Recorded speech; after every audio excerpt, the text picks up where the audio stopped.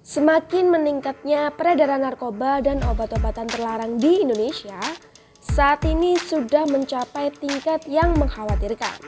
Tak terhitung lagi banyaknya jumlah korban yang jatuh, terutama di kalangan anak-anak muda.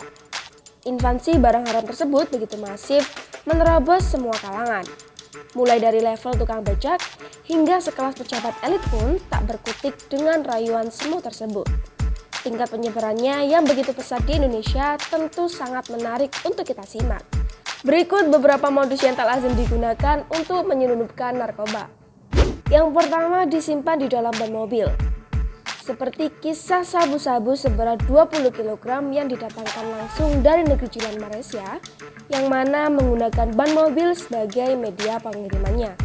Alih-alih berhasil mengecoh petugas, justru para kurir tersebut tertangkap oleh petugas BNN yang didukung oleh aparat kepolisian dan TNI. Narkoba tersebut disimpan sedemikian rupa ke dalam ban mobil dan ban cadangan. Agar tidak mencurigakan, barang haram jenis sabu tersebut diletakkan pada sisi kanan dan kiri pada ban belakang. Yang kedua, disimpan di dalam kompresor. Modus kompresor isi narkoba ini ternyata merupakan hal yang baru. Teknik ini merupakan sebuah cara khusus dari jaringan pengedar narkoba di Belanda untuk memasukkan barang mereka di Indonesia.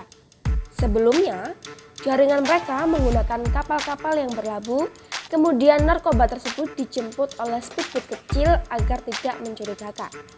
Ketika pelaku tertangkap, ada lebih dari 100.000 butir pil ekstasi dan beberapa paket berisi ganja yang ditemukan di dalam kompresor tersebut. Yang ketiga, ditelan ke dalam perut. Modus menelan narkoba ini tergolong cara yang cukup ekstrim dan bukan main-main. Jika sampai salah telan, nyawa bisa menjadi taruhannya. Cara ekstrim ini tercatat dilakukan oleh salah seorang warga Nigeria yang menelan kapsul yang berbentuk telur berisikan kristal sabu-sabu dengan total 81 butir. Sesaat setelah turun dari penerbangan jurusan Dubai-Jakarta, dengan santainya ia melenggang melewati gerbang pemeriksaan. Awalnya dia lolos dan dianggap bersih. Namun setelah melalui penggeledahan fisik, petugas kemudian memberinya obat pencahar.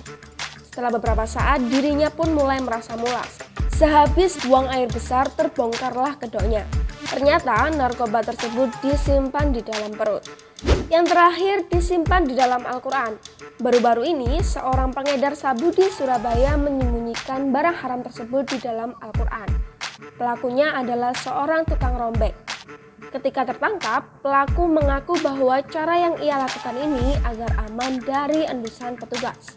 Terbukti pelaku telah berhasil mengedarkan barang terlarang kurang lebih 3 kali dengan menggunakan cara tersebut. Dalam penangkapannya, polisi mengamankan barang bukti 3 poket sabu dengan berat total 1,10 gram yang disimpan di dalam Al-Quran milik pelaku. Dari pengakuan pelaku, dirinya terpaksa mengedarkan narkoba dikarenakan pelaku tidak bisa memenuhi kebutuhan ekonomi dari hasil rombengan saja.